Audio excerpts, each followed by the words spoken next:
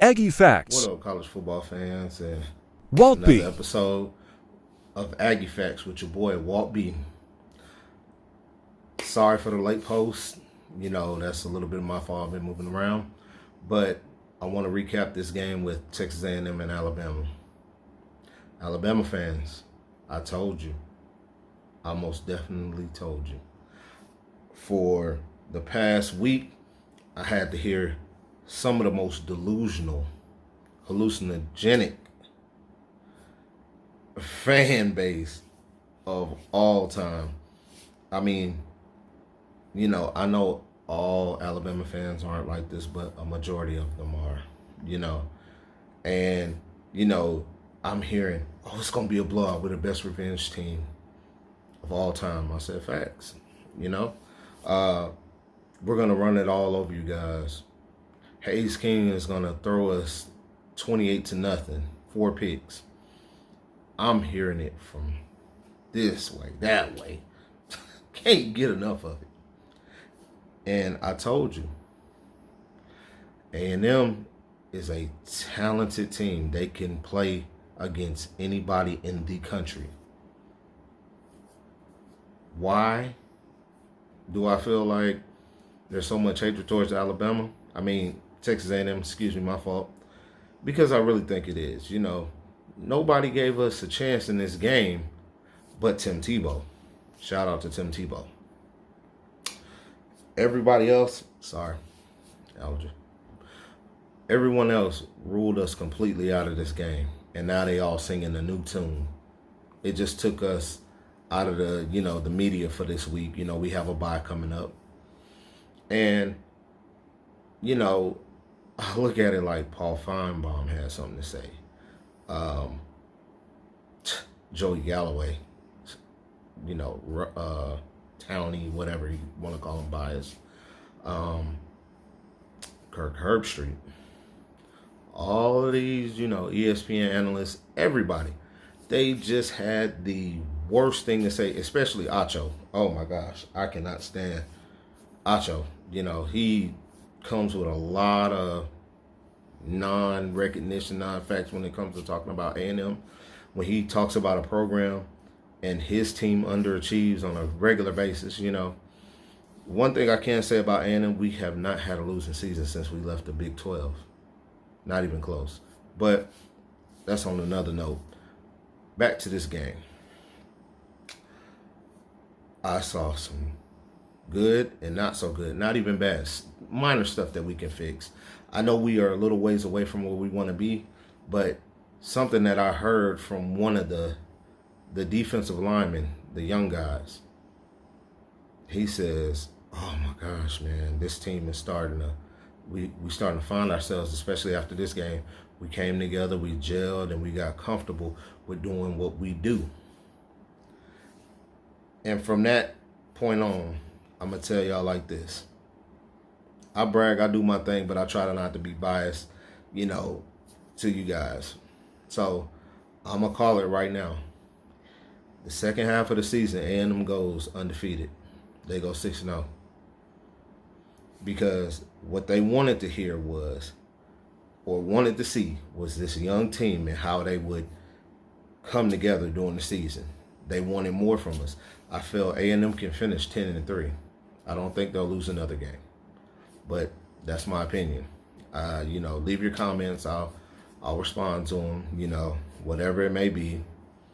Sometimes it's just, super unreasonable, some things y'all say. But going back to this game, it was a little weird to me. This is really my opinion today. In this game, it started off very weird. Let me tell you why. I don't feel like A&M was supposed to win this game, period. Even though they should have won. That game was completely theirs to win. You caused 4 turnovers. You capitalized off of every turnover. You should have won that game. But, like I said, the game started off.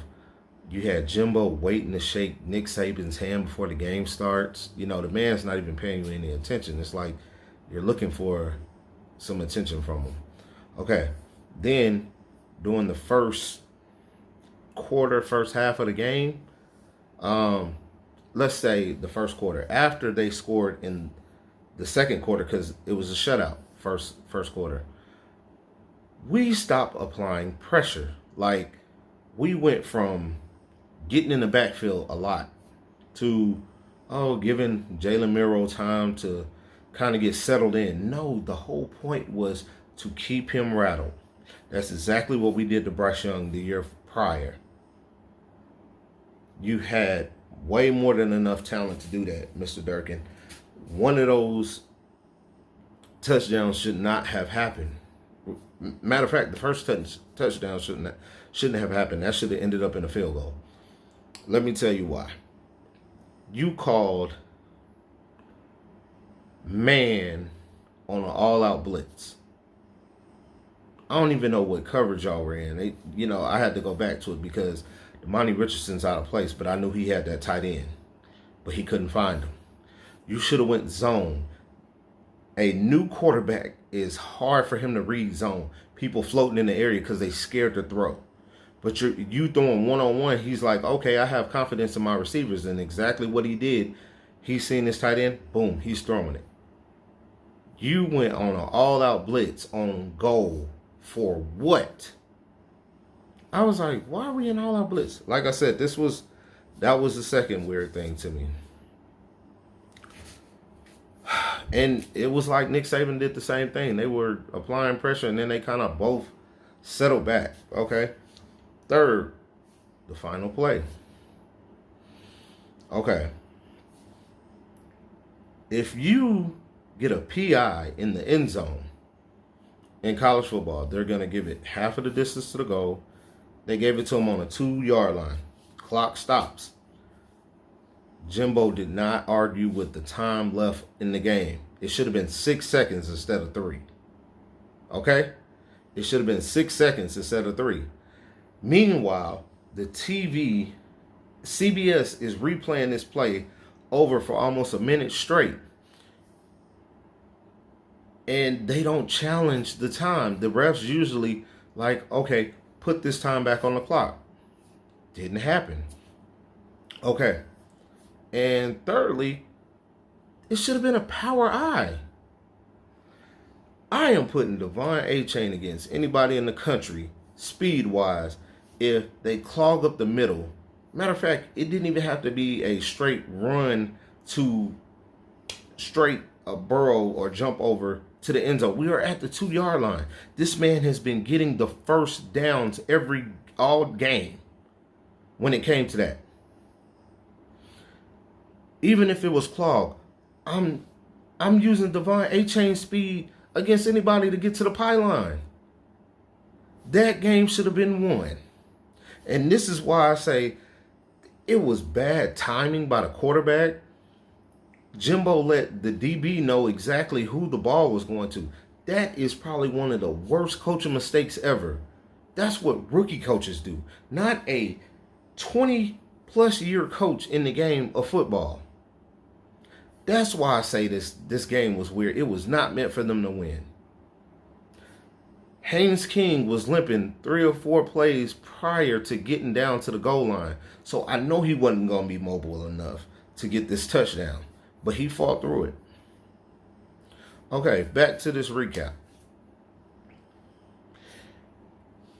The talent. I said I seen good and not so good. Minor things that need to be fixed. Defense played their butts off.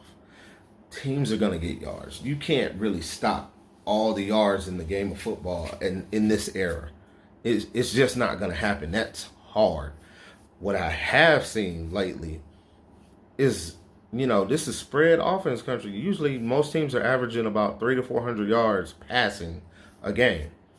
Lately, I've been seeing like 100 and something yards, 200 yards. And I'm like, man, are we going back to the 90s? Early 2000? Like, there are teams literally out there that aren't passing the ball as much. They're getting the win based off of defense. So I feel like there's a shift in play. Defenses are starting to pick up. With that being said, like I said, nobody gave this A&M defense the chance in any sports show. But I did. I knew exactly what they had. We got McKinley Jackson back, run stopper. Y'all saw the size on that D-line when it came to playing Bama. That helped with the pass rush. That helped take on 2 extra blocks with McKinley Jackson and Isaiah Rakes in that middle. It opened it up for Dale Diggs, and it opened it up for Shamar Stewart, because Turner was out this game. It helped with the blitzing lanes when they needed to get the Milrow. It helped out a lot. And it helped the DBs in the back on the back end. Jalen Milrow passed for 111 yards. Let me say that again. 111 yards. I don't care what team you are. I'm talking to Kangaroo Black, who always just say hot garbage. You're supposed to have your team ready. Jalen Milrow is a 5-star QB. He is, well, the 4-star. The guy is good. Everybody says this guy has nothing but legs. Man, he's a freshman getting thrown in on his first game, his first starting game of the season.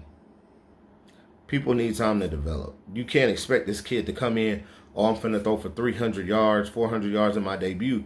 There's certain people that can do that. Bryce Young always had cupcake games that led up to him developing into the guy he is now. You know, for him to pass for 111 yards, he rushed for 81. That was Hayes King's stats during Appalachian State, right? It's all we heard all season. Oh my gosh, so terrible, so garbage. Jalen defense, that's another thing. Bama fans, oh, if we didn't have 4 turnovers, this game would have been way out of hand. These weren't given turnovers. These were forced turnovers. It actually should have been 6 turnovers. We dropped 2 picks, 2 crucial picks. And like I said, touchdowns that shouldn't have happened. The opening touchdown in the second half, when Denver Harris got called for the push down, he also missed that first interception that bounced off his shoulder pads. That should have been a pick. That should have been a momentum shift. You understand? I'm going to run this game down to y'all. Jalen Milrow, those balls were forced out. Him, Chase McClellan. You can't say put 2 hands on the football. You have a 300-pound, 280 to 300-pound defensive end coming, and that's just going to rip it out of you. You're getting hit by 2. It's kind of hard to hold on to the ball when you're in passing, when your arm is in passing and alert for passing. Let's say that. Then he pulls down and runs. Hey, you pull down and run, he's not looking to run straight out. He's looking to avoid traffic to get ready to pass again. Foul, he gets hit from behind. That's going to come out with anybody. Look at Matthew Stafford in the NFL. He got hit from the backside. Fumble. Like I said, Bama fans are just unreal a lot of the time. It just doesn't make any sense. Forced turnovers. That's what I said. The defense came to play that game. That is the most turnovers they forced the entire season so far. It got our young guys' confidence. The defense started gelling. They got us the ball back with time left on the clock. Like I said, defense came alive. Yeah, they gave a few big chunk plays, but nothing. It was kind of like the 2012 Johnny Manziel game. They gave a few chunk plays, but they didn't give anything, no home run hitters like that. Now, the one play they did give, I'm sorry, let me correct myself, was the Burton play on the crossing route. You live by the blitz, you die by the blitz. You doing man coverage and you got crossing routes going across. Yeah, that's a hard thing to cover. I don't want anybody to talk down about any DB in the country. That is hard. That is a hard play to play nickel and run across the field, especially trying to cover a receiver that's just kind of in an open run. That makes no sense. Once they catch, all you can do is try to get him down. That's all you can do, or you're going to be chasing and looking at tail lights. Okay? Defense came alive. Offense. Haynes King. Good game. He had one play where he messed up. He tried to throw, and I'm pretty sure Jimbo got on him. He should have threw the ball away. Instead, he had an interception. But one thing he did do, he trusted his receivers this game, because he didn't have any other thing to do but to trust his receivers. He held the ball a lot this game, but I understand he makes a lot of mistakes. But one thing I saw, he grew up in this game, and it definitely gave him confidence to move to the next game. He faced a pretty stout defense. He gave up one turnover. He passed for the most yards he's passed for this season on Bama. As trash as everybody said, including myself. You know, like I said, I'm a fan. I get mad. He's not it at quarterback. But, hey, he may pull, you know, he may transform into something else.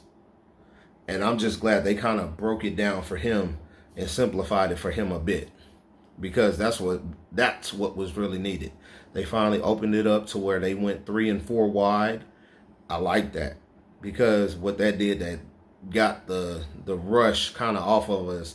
As soon as we got a first down, they kind of back. So that way we could keep getting chunk play after chunk play. Now, Devon Achane did have 66 yards rushing, but that was pretty good. You know, in a game like this, you don't expect to run it down Alabama's throats. They are a top run defense. 66 yards is pretty good on this team. It's not great. I wish we could have got more. But, hey, they were gunning for Devon Achane. Every time he touched the ball, they right there on pass and run. So, I'd expect that. Y'all let Haynes King grow up on the Alabama game. And another thing, Bama fans, if Bryce Young would have played, that's all I hear. It would have been the exact same thing. That was the blueprint to how we won last year. Pressure, bust, pipes. Bryce Young and the receivers that y'all have were very iffy. I seen the actual receivers from Alabama grow up in this game as well. Brooks and Burton, they grew up a bit. Didn't see much of Prentice. Didn't really see that much of JoJo Earl either. But I did hear his name. But the problem is that if Bryce Young would have played, it would have been the exact same result. Milroe is faster than Bryce Young.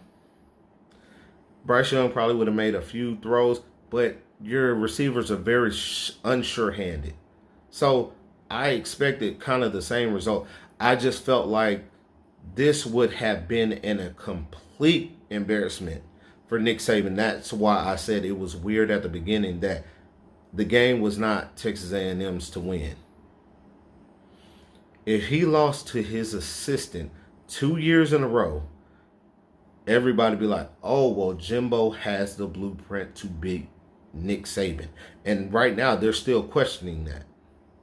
Because the exact same way we played them last year, they started to fold again. And Bill O'Brien, whoever's calling plays, some of them plays, I looked at it, I was like, yeah, he's kind of falling off. So what this game did make us see is that 3 things need to happen for A&M come this offseason. OC, strength and conditioning, and we may have to go hit that transfer portal for backups in certain instances, because we have a ton of injuries. I'm sitting here looking for certain guys that I didn't see. Like I said, Shamar Turner, Yoki Brown finally came out this game, but wasn't really targeted. Before I forget, Evan Stewart, great game, sir. You grew up in this game. I can definitely say that. It was nice to see how you attacked that football, especially when the 2 men were on you and you came down with it. Chris Marshall, you grew up this game. I wish they would have got you more attempts and more targets, but they didn't. Moose Muhammad Jr. Bravo, sir. Bravo. He made acrobatic catches. One thing they do have to work on Haynes King with is hitting them in stride, because it should have been tied in the fourth quarter. He hit Moose Muhammad, which set it up for a field goal. And that sucked because he hit him in stride. That's a touchdown, easy.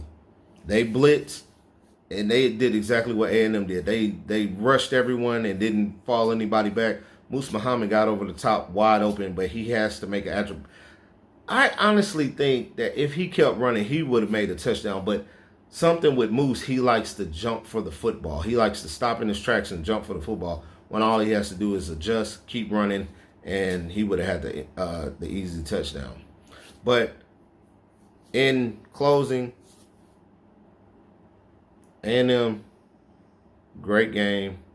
I love to see what y'all do after this bye week. Got South Carolina next, and the second half of the season is going to tell a different story about this team.